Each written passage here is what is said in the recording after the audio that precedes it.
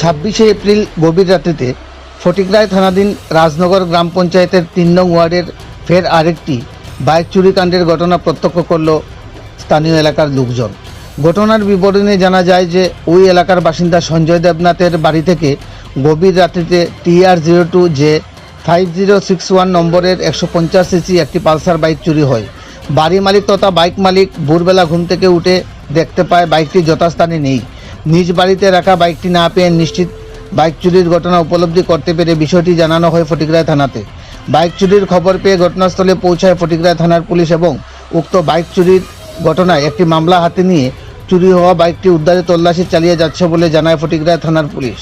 বিগত দিনেও ওই এলাকা থেকে বেশ কয়েকটি বাইক চুরির ঘটনা ঘটলেও একটি বাইক চুরির ঘটনায় জড়িত চোর সহ বাইক উদ্ধার করতে পারেনি ফটিকরায় থানার পুলিশ। এখন দেখার বিষয় উক্ত বাইক চুরি কাণ্ডে ফটিকরায় পুলিশ কী পদক্ষেপ গ্রহণ করে।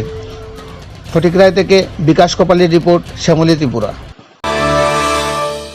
পরে ফটিকরায় রাজনগর কালকে রাত্রে না বাইকটা ঢুকাইছিলাম ঘরে আর ঢুকাইয়া ঘুমাই গেছি। আর রাত্রে তখন 2টা আড়াই মনে হয়েছে, বৃষ্টির পরে আমি উঠছি, ওইটা দিকে গেটটাগুলো বাইকটা নেই। আচ্ছা, কি বাইক ছিল? পালসার 150।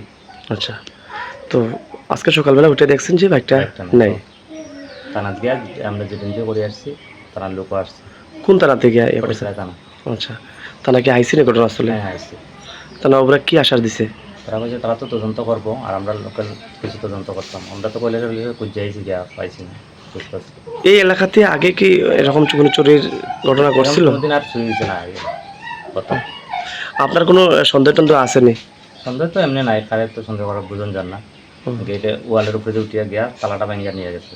আচ্ছা, আমরা দেখছি যে বাড়িতে বাউন্ডারি ছিল, আমার গেটও আসলো, তো কিভাবে চোর প্রবেশ করতে, কোন দিকে? যদি বাউন্ডারির উপরে দিকে ঢুকছে, যেটা চিহ্ন পাওয়া গেছে, আর উঠিয়া একটা লোহার রড দিয়া তালাটা ভেঙে বাইকটা নিয়ে গেছে। আচ্ছা, আপনি এখন কি বার্তা দিয়ে যাইবেন প্রশাসনের কাছে? প্রশাসন তো দাবি করছে যে আমরা বাইকটা পাইতাম।